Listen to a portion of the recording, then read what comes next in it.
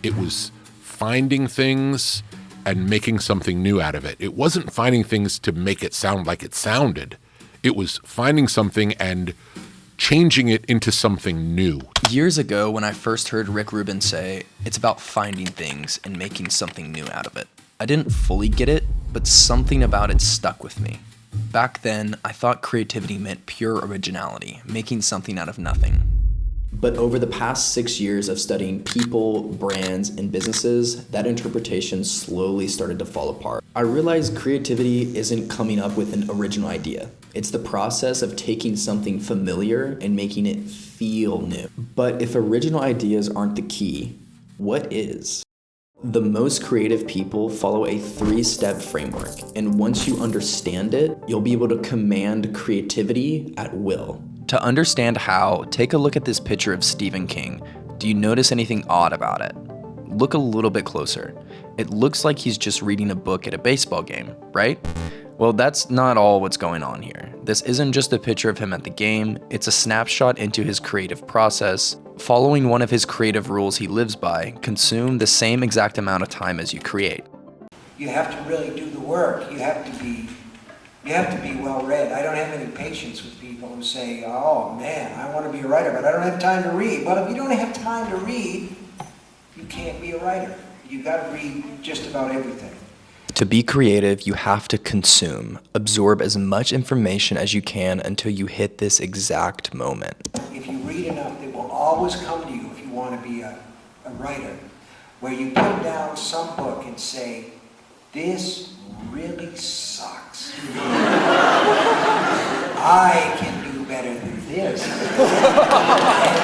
And this got published.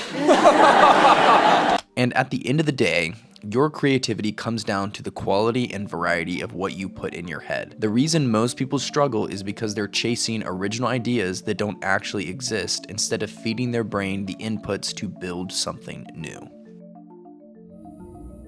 Now that you have this catalog of information, how are you going to take that and turn it into a creative idea that feels new? Because the information by itself is useless. It's only valuable if you know what to do with it. Take a look at this. When you think of Steve Jobs, you think he had this genius, 100% original idea of creating the iPhone, but it actually wasn't an original idea at all.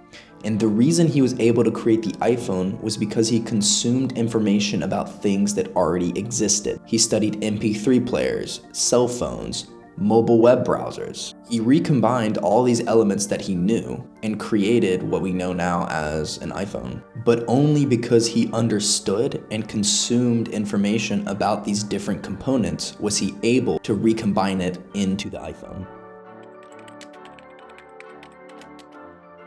For decades, water bottles have been packaged the same. Then Liquid Death came in and decided to sell water in a new container and now has a billion-dollar company. They just stole an aluminum tall boy from energy drinks and paired it with the visual language of 80s heavy metal album art and vintage skate graphics. They took what was already working in other industries and combined it to make water feel brand new. Neither Steve Jobs nor Liquid Death invented anything from scratch. They just took information that was proven to work and they knew how to combine them together. Which brings us to the final step, creating an environment that forces those ideas out. Because you can't just wait for inspiration. You have to set up conditions where having great ideas is unavoidable. Maya Angelou, the author who wrote I Know Why the Caged Bird Sings, would rent a hotel room and ask the hotel staff to take all the pictures and decorations off the wall. She would bring a yellow notepad, a dictionary, a thesaurus, a Bible, a deck of cards, and a bottle of sherry, and write for hours lying on the bed. That was her ritual to force creative ideas out.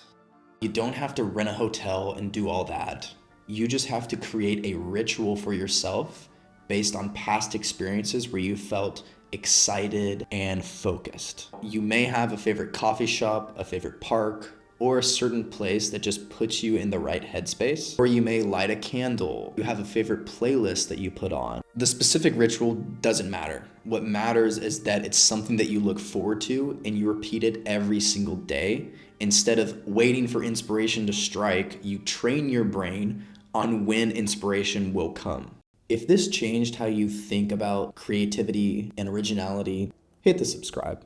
And I really do hope that this was helpful to you.